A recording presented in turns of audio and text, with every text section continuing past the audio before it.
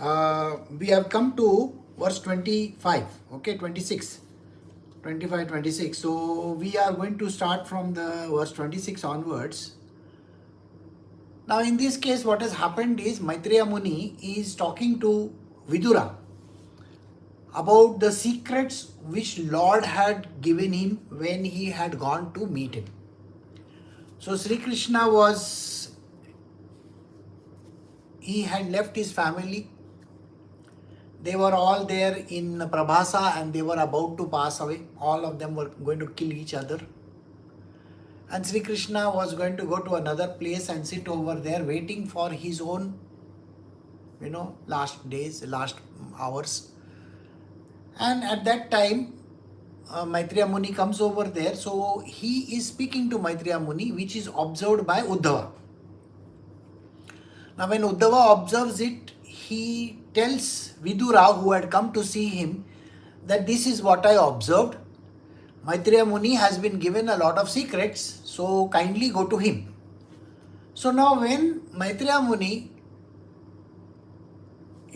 has gone back to his ashram after talking to Sri Krishna, he knew that Vidura is anyway going to come to him. And he is ready for meeting him. So this is where we had stopped. And Maitreya Muni was just about to tell him the secret of this creation. So today we are going to learn some amount of the secret of creation, which is going to be a little tough in understanding. And for most of the people it might be boring, but please pay attention so that you may gain some knowledge out of it. So we are starting with verse 26. This is Srimad Bhagavatam, Canto 3, Chapter 5, verse 26. The Supreme Living Being is his feature as a transcendental Purusha incarnation, who is the Lord's plenary expansion, impregnates the material nature of the three modes, and thus by the influence of eternal time, the living entities appear. Verse 27. Thereafter, influenced by the interaction of the eternal time, the supreme sum total of the matter called the Mahat Tattva became manifested. And in this Mahat Tattva, the unalloyed goodness, the Supreme Lord sowed the seeds of universal manifestation out of his own body. Now, this is something which I will explain slowly. Now, Sri Krishna has already told Maitreya Muni what this has been. How this whole world got created, how this whole universe came into existence. So in the last, verse we had learned that it is the Maya of the Lord which is the constructive part which creates illusory powers and illusory things in this world. Now, what is this illusion? Illusion means it seems like it is there, but it is in reality not there. Now, when you think about illusions in this world, an illusion is that which creates a false sense of the object being there, whereas it is not. Now, when Maya interacts, when she starts creating, she creates illusions out of nothing. So, Maya is like the mind of yours. The mind has a power to create objects out of nothing. Alright? So if I have to ask you, can you create an alien? How do you think an alien looks like? You know how you will think? First and foremost, you will want to have an alien which may look different than a normal human being. Is that correct or no? An alien has to look slightly different than a normal human being. His ability could be higher and lower than the normal human being, right? He may have a power to think more than you. He may be a much advanced intellectual being. He may have certain qualities like magical powers, he can disappear in one place and appear in another place. But because you are a human being, so your thinking process will say there is always going to be a limitation to the power. Isn't that correct? How does your thinking process go? You will try to put limitations on that alien's power. So which means you may say the alien may die with something. He may die with a weapon. He may die with a poison. He may die with some chemical. Like you have seen, Superman dies by, kryptonite. It's a weakness which we create. So human beings' thinking process is something like this. So when they think, their thinking is restricted by their own processes in their own world. Look at it. The person who is thinking has observed a few movies. He must have seen a few movies. He might have read some comic books, or he might have seen some pictures in some places. All those kind of things that are there in this world. And with that as a memory, he is going to create objects using that memory as the base. So you will find that human beings always have a limitation. There is a limitation in this world. Got the answer? But Maya doesn't have limitations. The Lord doesn't have any limitations. Please remember this. The Lord can create any object from anything. There is no need of a memory. Can you understand this? In your world, there is a memory required to create something. You have your parameters set. Oh, this has to be like this has to be like this has to be like this. You may have a head or a face, a tail or something to that creature. Look at today's robots also. Are we not making them like human beings? So your limitation is that much. So when the Lord is there, when the divine Lord has to create, there are no limitations in this world. I hope you get this clear. And because there are no limitations, Maya can perform beyond the scope of your understanding, beyond your understanding. So when you try to use your intellect trying to understand Maya, you are using your yardstick, which is only so much. I hope you get this answer.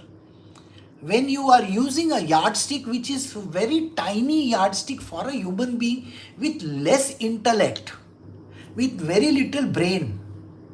Intellectual power is very minimal as far as human beings are concerned. How can you gauge the power of Maya?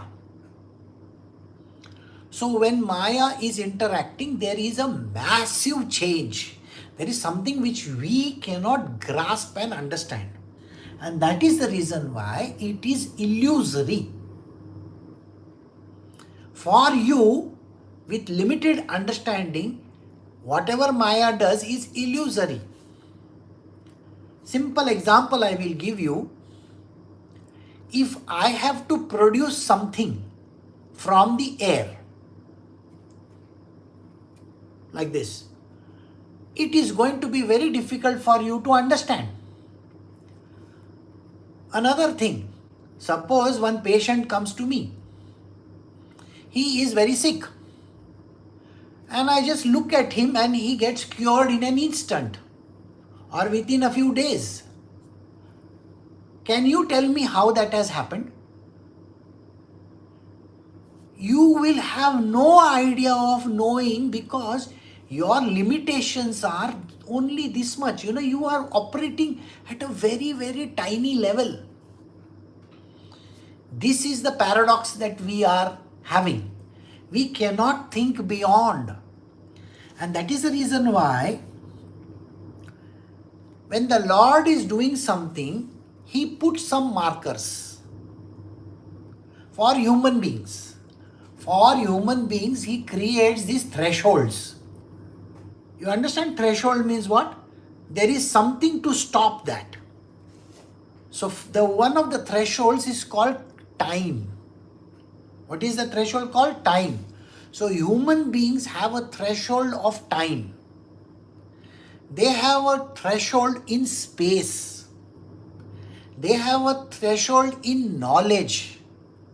See, all these things, your knowledge has a threshold, isn't it? Can you think beyond? Truth can never be understood by man because he has got a threshold. He cannot cross that boundary. Alright? So when he does that, when the Lord does this kind of a creation, He operates at a very fantastic level which we cannot understand.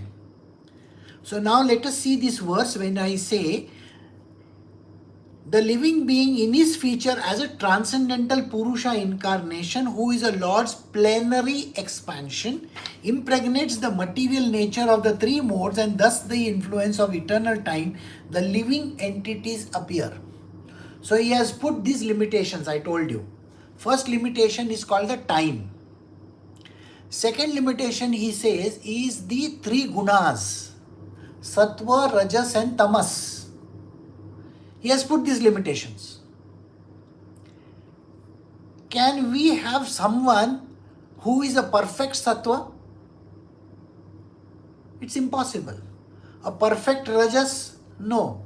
A perfect Tamas? No. And this is where the problem starts. So what he does is, he says, I have to create an entities. Things in this world. I will take myself as one of the, building blocks. And I will create this with limitations set in the material world. So the limitations are time and the gunas. And then thereafter influence the interaction of eternal time. So when the gunas are acting in the eternal time, the sum total of matter called the Mahat Tattva. So when the Lord is creating these objects, does He require something tangible? Correct? Something which can create a solid structure. Something to create a solid structure. I want you to use your imagination now. Imagine. There is outer space. Okay? It's a blank space over there.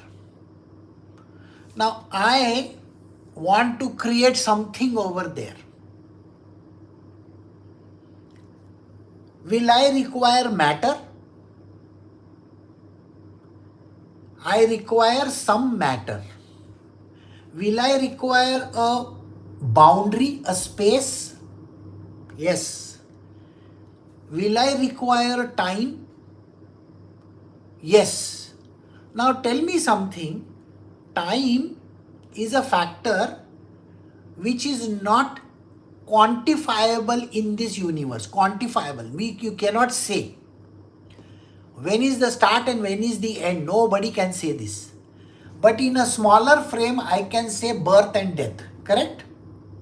I'm sorry, I'm trying to go as slow as possible for you to understand how this creation actually transpires. See, understand this knowledge is not there in the world. I'm telling you this first. So creating that thing in the middle of nowhere. Can I say where it is? No. So what happens is for the time, for the space, two things, I need relative factors. Relative factors means I consider, okay, this is the starting point. It's like our calendar. We started at somewhere, 1 AD. Okay, 1 Anna Domino. When that anno started, nobody knows. Okay? If I go backward, 500 BC, 1000 BC, 2000 BC, 10,000 BC, 20,000 BC, how much far can I go? I don't know. How much further can I go? We are in 2025, 2026. Now, 2300, 2500, 3000, 3500, 5000, 10,000. We don't know. We are only considering relative factor. Somewhere in the middle, we are just taking it like that as a relative factor. So time is a relative factor. Space, where are you? I can only say I am somewhere in space, somewhere. Relative to the sun, relative to the planets, relative to this city that I think I am in. That's it. Now these two factors you understood. Now the third factor, which is very, very important, can you tell me where that came from? The solid structure or the things which make up the object, where did they come from? Because there is no answer in this. Is it defined by any limitations? I don't think it is defined by any limitation, because the object can be made of anything, isn't it? So this is the third factor which cannot be quantifiable. Quantifiable means I don't know, so we call it the Lord got it from his own body. We say these words because we have no answer. I hope you are getting it. And we call this factor as Mahat Tattva. Mahat Tattva. Tattva means an essence. The solidification essence. I don't know what the hell it is. You understand? I am frustrated, I will say. I don't understand what it is. And this is the Mahat Tattva we are going to talk about now. Now this Mahat Tattva has the ability for transformation. Are you understanding? It can transform. It is intelligent. Mahat Tattva is intelligent. It has got knowledge. It has got power. One of the most important points over here you have to understand. The power in the Mahat Tattva is beyond imagination. Nobody can say how much power it has. Unlimited power. We are going to do that. So, the sum total, see, I hope you understood this verse. Huh? If you don't understand, go back to this and again learn about it. Because I am not going to teach this again. Thereafter, influenced by the interaction of eternal time, the supreme sum total of matter called the Mahat Tattva became manifested, and this Mahat Tattva, the unalloyed goodness, the Supreme Lord, sowed the seed of universal manifestation out of his own body. Did you understand this verse now? Thereafter, the Mahat Tattva differentiated itself into many different forms as a reservoir of the would-be entities. The Mahat Tattva is chiefly in the mode of ignorance, and it generates the false ego. It is the plenary expansion of Sri Krishna with full consciousness of creative principles and time for fructification. Here is being explained. The Mahat Tattva is like a blob. You understand what a blob is? You know that they show the blob. So it's like a blob. Just think. Now this blob has the ability to change shapes. Shape shifting. It can do whatever it wants to. Governed by two factors. Remember, the two factors are space and time. These are two. That means it can take up a certain shape and time. Time is the factor which is going to affect it. But these two factors, keep them aside. Now it has got the ability to create itself into different. What does it have inside? It has knowledge. Remember, don't forget this word. The Mahat Tattva has knowledge and power inside. What does it have? Knowledge and power is inside this Mahatattva. So this Mahatattva can create itself into different objects whenever it requires. So this got the ability to transform itself into multiple entities from 1 to 100, 1,000, 10,000, billion, trillion, whatever. It can create itself into so many entities with difference in powers. So it may give X power to something, Y power to something, Z power to something. One shape might be something like this, another shape can be something like this, third can be something like this. Are you getting this? The Mahatattva is the main essence of creation of different things in this world. Now, it has got knowledge within. Remember these words, huh? It has got knowledge within, but doesn't have the idea of what it wants to be. Are you getting it?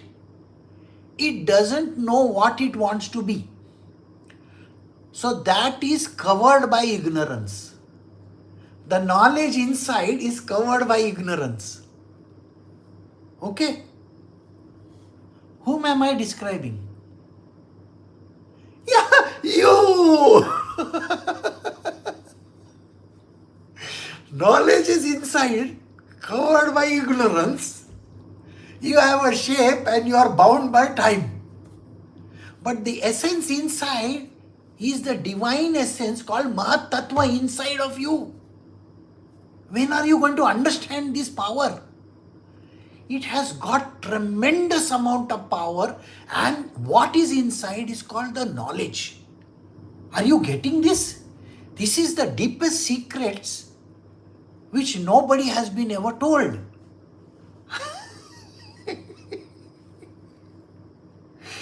Okay, so these are different plenary expansions of the Lord. Sri Krishna creates multiple entities like this. Alright? And with the full consciousness of creative principle and time for fructification, bound by time. Bound by time means there is a time when it is going to mature also. It's not that it is going to be just like that. Think of an apple. Think of a mango. The mango has been created with goodness inside, covered by ignorance. Everything in this universe is like this only. The earth also is like this, covered by the outer layer. When I dig inside, do I get gas, petrol, this, that, gold and whatnot? Think. This is how the Lord created this. So inside of you is that gold also. That essence of the divine knowledge is inside of you. It is inside of everything. So we go to the next verse 29. Mahatattva, or the great causal truth.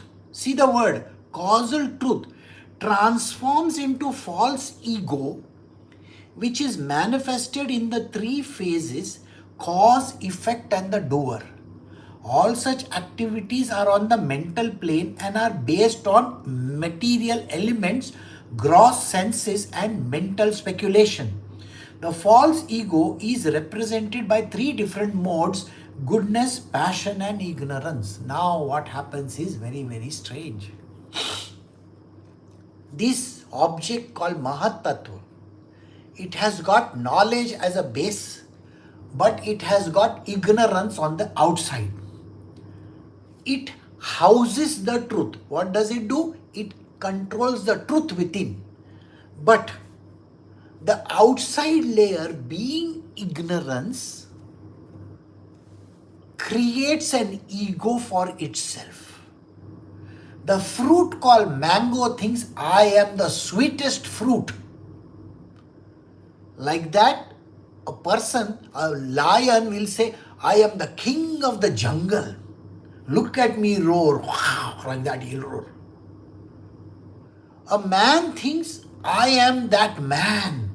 I can do this. I can rule over people. I can say whatever I feel like. A woman thinks, I am a wily creature.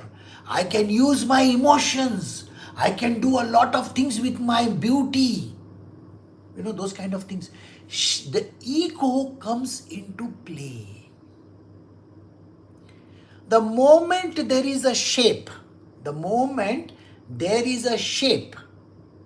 the ego comes into play. Now let us take,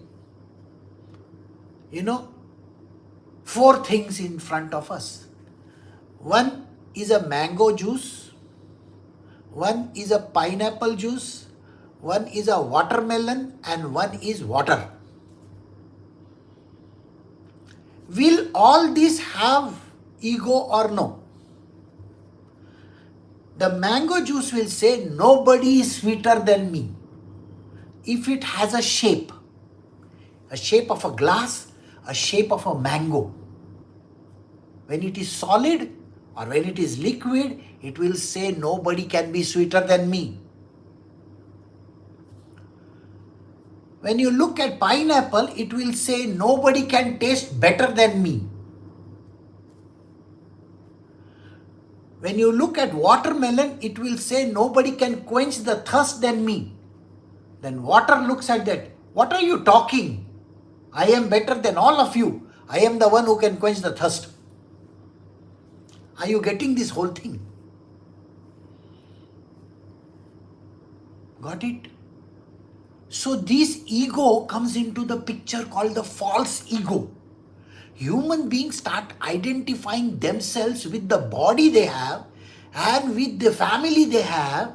Family is like mango family, pineapple family. Got the point? I am from the mango family. Like that. They identify with the family. They identify with the surroundings. They'll say, water, you come from the ocean. I come from a garden. You got the point? And everybody has their ego. And this ego is differentiated into 3 kinds. Sattvic, Rajasic and Tamasic. Okay? And everybody does mental speculation. Mental speculation is they think they know.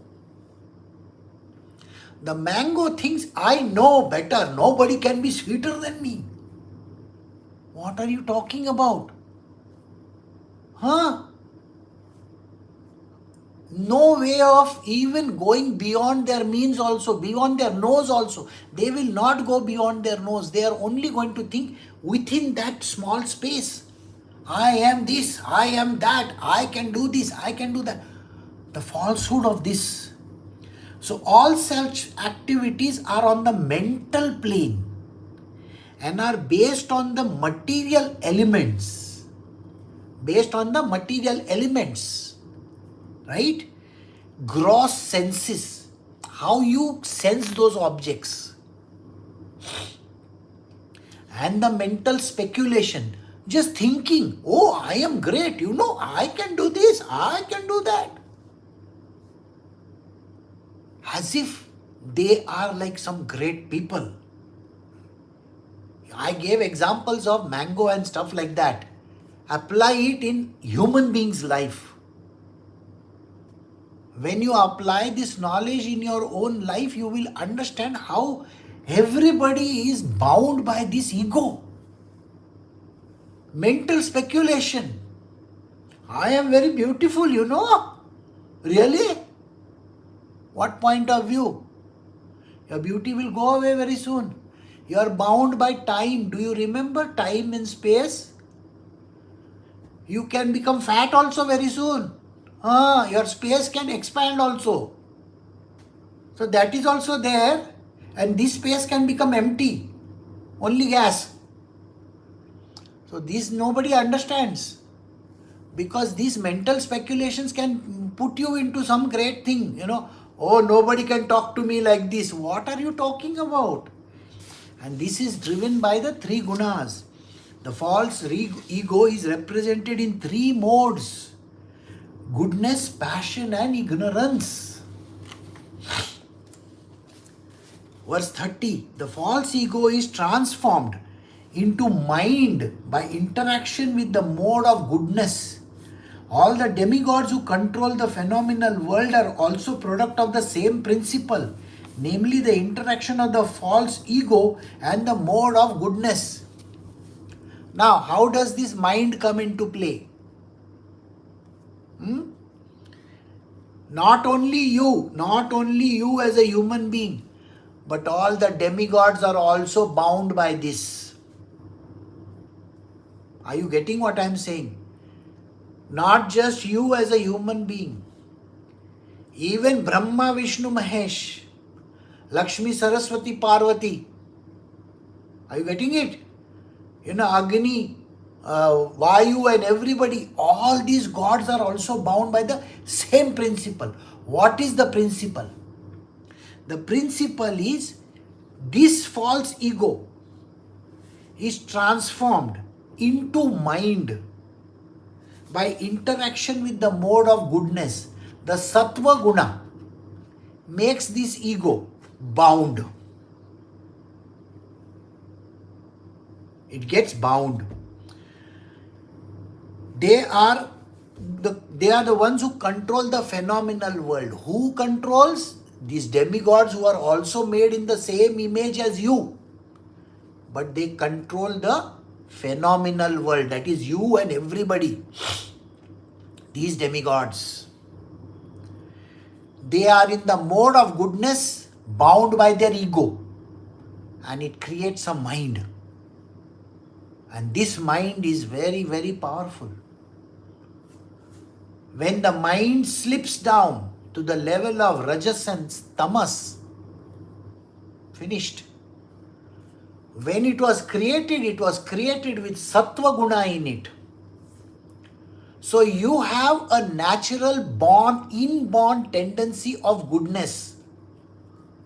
But because of the false ego, you convert your mind into a derogatory thing.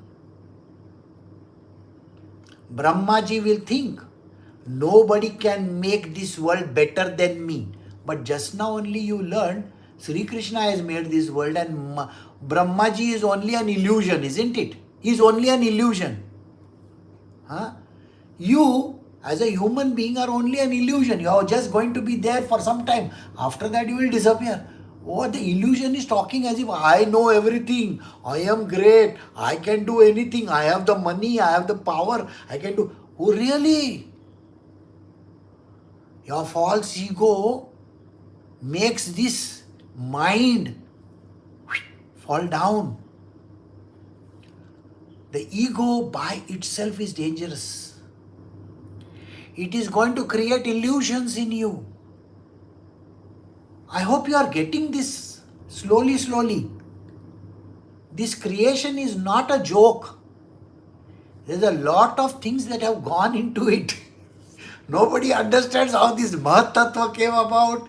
Nobody understands how this interaction came about. Nobody has any clue.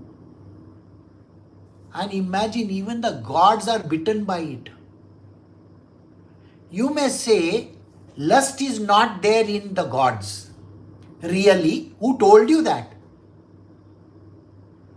Didn't Brahmaji run after his daughter? Didn't Shiva go after Mohini? Every time, everything happens, isn't it? So kindly don't be under this impression that just because they are gods, then they are not going to fall down. There is always the false ego which comes into the picture. They get covered. The gods also get covered by ignorance. This is how the world got created, isn't it? Knowledge inside, covered by ignorance. Nobody is born perfect like that, but they have been perfected inside. So going inside makes you more perfect. That is the answer. I hope you are getting so far we have, covered. Now, the senses are certainly products of the mode of passion in the false ego, and therefore philosophical, speculative knowledge and fruitive activities are predominantly product of the mode of passion. What is created in this. Remember, Maya is the one who is doing all this. So what she has done, she has taken the intelligent part of that, which is basically goodness. With goodness, she created mind. Now, with Rajas, what does she want to create? She creates the senses, the sense organs, the organs of action. All this she created. Senses and sense organs. With my eyes, I can see goodness, can. But when I look at a person, I am jealous of that person. I am angry with that person. I am upset with that person. I don't like that person. I hate that person. Really? Your eyes, which are made in the mode of Rajas. I can see money. I can see what a beautiful, shapely woman she is. Eyes are telling you all this. Your hands are having its own things, going on. Right? Your legs are moving in that direction. I don't have to explain to you about all the other organs. Just think about it. With this transaction happening with the eyes, the mind which is in the mode of goodness is exported outside. So when it looks at a beautiful object or a very glittery object, it wants to take it. I want it. I want it. I want it. Somebody has more beauty, you want that beauty. Somebody has more money, you want that money. Somebody has more brains, you want that knowledge. This is how you are. These senses are reacting this way. And when they react, therefore, philosophical, these senses are certain products of the modes of passion in false ego, and therefore, philosophical speculative knowledge and fruitive activities are predominantly product of the mode of passion. Philosophical and speculative knowledge, what does it mean? Let us look at it from a perspective. When you go to any of these social media platforms, you look at an object over there, some object over there. Maybe you see a very handsome person or a beautiful woman, and she is doing yoga or some activity of lifting weights. What does your mind speculate? And she says, and the man says, you can have this figure or this body in 30 days. Now what happens to you? You start speculating, I can do this in 25 days. I can achieve that body better than that person.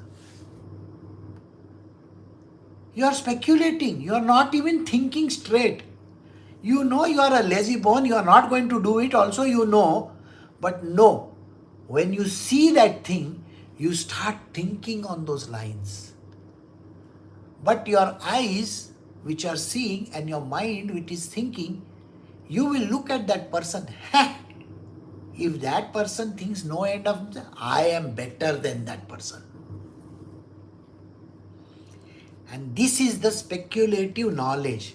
And you become philosophical, How does philosophy come into play? Oh, this person was lifting 250 kilograms. I will lift 260 kilograms. You can't even lift 60 kilograms. Your own wife also you can't lift. And you are thinking 260 kilograms? What kind of an idiot are you? No, I can do. And then you go and you try it out. So you become very philosophical, And when you try it out, at that time you say, no. Maybe, after I eat something, then I will be able to do it. Really? Now I am going to take all protein milkshakes. Protein milkshakes is going to give you the power to lift? What kind of a philosophy is this? So the idiot starts thinking like this. And then he goes into the mode of passion. No, I can do it. No, I can do it. Tomorrow I will do. Tomorrow I will do. See, a simple example is, let us say you are planning. A simple example. I am going to do heads down reading for 1 hour. You write it down, okay? I am going to do reading for 1 hour. First day you are doing, I was able to do 1.5 hour. 1.5 hour. Some person will say, I woke up at 5:30 in the morning, 5 o'clock in the morning. Next day what happens? I woke up at 7 o'clock. Oh, I was not able to read today because I had too much of other work to do. I will read tomorrow 1.5 hour. The next day that person cannot even glance for 5 minutes on the paper, whatever is written. And this person who thought that can get up at 5 o'clock in the morning every day, 7 o'clock, the second day the person has got up, the third day they are getting up at 11 o'clock in the morning. No, because I am sick today, that is why I cannot do it. But tomorrow onwards I will do. No, I will do one thing. There is a nice Muhurat on Monday. Coming Monday I will do it. This is called the mode of passion. An idiot will never be able to do this. Simply because they have a fantastic ego. And they give reasons for anything not happening. Why are you giving reasons? If you get up in the morning, you don't have to go back to sleep again. Why are you giving reasons? Think like this. Somebody, may have a very bad night. The person is supposed to go to work at 7 o'clock in the morning. Are they not supposed to go to work? They will. Will they go in their work and they go to sleep over there? No. You are forced to sit in front of the computer and... There is a company in India which has created this thing, that your keystrokes are being measured. What is measured? Keystrokes. So you have to be working on the computer. If you have 5 minutes your keystrokes are not there, the company doesn't pay you. Are you understanding? So people keep their windows off. Like how many people here have kept their windows off, you see? I think 90% of the people will keep their windows off because they are doing something else. They are not paying attention. This is a very important text which nobody in this world will explain. And yet they will feel, no, it's okay. Guruji is not bothered about it, I will keep the window closed. First, they don't have attention also. Second, they are bothered about their own life too much. So knowledge is anyway not going to enter. So let us not talk about these people. Think like this. So here it so happens that the keystrokes are getting measured and there are some very smart people. You know what they have done? They have kept one kachua, small tortoise. That fellow keeps on moving on top of the keyboard and the keystrokes are happening. Somebody else has come up with some more ideas. Somebody else has come up with some more ideas. People are creating false belief systems. And this company, it's a multinational corporation. It's a billions of dollars. It's a foreign company, okay? It's not Indian. And now they think, oh, this person is working. Whereas that person doesn't even work for 1 hour in the entire day. He's faking it. So this is the problem in our world. Because everybody is developing this mode of passion. Passion also tells us to tell lies. It's okay, doesn't matter. It's okay, doesn't matter. I can say sorry if I'm found out. Sorry boss, I had gone to the loo. You had gone to the loo the whole day? This is how people are. So, I hope you understood. Speculative. Got it? The sky is the product of sound, and the sound is the transformation of egoistic passion. In other words, the sky is the symbolic representation of the Supreme Soul. Sound creates the sky. Now elements are coming out of this. So far we have done human beings, okay?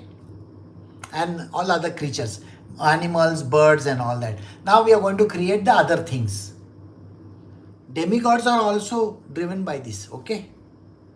You know how demigods work, na? Same way as you work. But at least they don't have a body. They don't have a physical body. So they can't tell lies. So, the sky is the product of sound, and the sound is the transformation of egoistic passions. Sound creates egoistic passions. I want you to just close your eyes and think you are sitting in an aircraft. Okay? And you have put that thing on top of your eyes and you want to take a nap.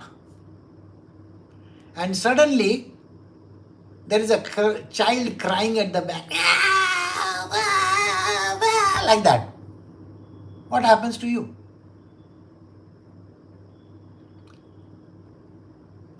So, no, I don't want to set up professional audio over here. Please don't do that. Zoom is telling me, we will set up a professional audio studio.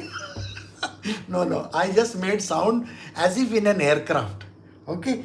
So this sky is the product of the sound and the transformation of the egoistic passion. What happened to you when you heard this sound? Did you get angry that your sleep was disturbed or no? Did you get upset? You want to murder that child? 100% you want to murder that child. He's disturbing you.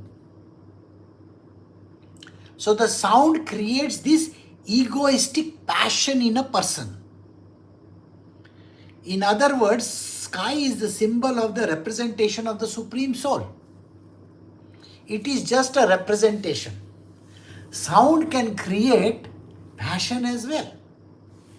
Thereafter, personality of Godhead glanced over the sky, partly mixed with eternal time and external energy, and thus developed the touch sensation, from which the air in the sky was produced.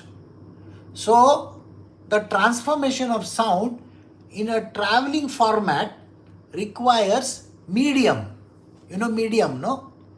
So, the medium got created, which is called the air. So, air got created. Thereafter, the extremely powerful air interacting with the sky generated the form of sense perception. And the perception of the form transformed into electricity, the light to see the world. Now, I want to see who is that stupid child who is making that noise. So, I turn my direction like this and I look behind. Oh, that woman is sitting with the child. She doesn't know how to control it. You're already speculating too many things. And the light is the one which tells us where we have to look. Sound is coming from one direction. Sound travels to you. And when the sound travels to you, your job is to actually look at the direction where the sound is coming from. The electricity was surcharged in the air and was glanced over by the Supreme. At that time, the mixture of eternal time and external energy, there occurred the creation of water and taste. So these are the elements that are going to come out. Remember, I don't know how many of you can remember now. Do you remember me telling you first the senses were created? You know what this is all about? No? I'll tell you. First, I bought a Sony sound system. A sound system. Now, for Sony sound system, what do I require? I require music also, no? To play. Or if I bring one television, a very beautiful Sony television, Do I need the pictures to be there or no? If I need the picture, do I need somebody to produce that picture or no? So do you understand? From one comes the need of another. From another comes the need of another. From another comes the need of another. And the whole system is getting created over here. I hope you are getting this. It is just not the creation of the sky. It is, one is attached to the other. It's like, one is catching the tail of the other and coming along. Okay. And this is a very peculiar situation where everything starts coming one after the other. And that is the reason why water and taste also came into the picture. Because you have tongue also, your mouth also. And taste has to travel through water only, no? That is why water. Thereafter, the water produced from the electricity was glanced over by Supreme Personality of Godhead and mixed with certain time and external energy. Thus, it was transformed into earth, which qualifies primarily by the sense of smell. So, just having the taste doesn't make any difference. So, you require smell as well. So, all these organs of senses require usage. Something to be used somewhere. Otherwise, what is the point of having a nose with the sense of smell? If there is nothing to smell, what? Is useless organ, isn't it? So you need something to smell, so smell is important. Taste. If I have taste organs, what is the point of just creating a tongue with, taste organ in it, but nothing to taste? I need the taste also. So objects started coming into the picture.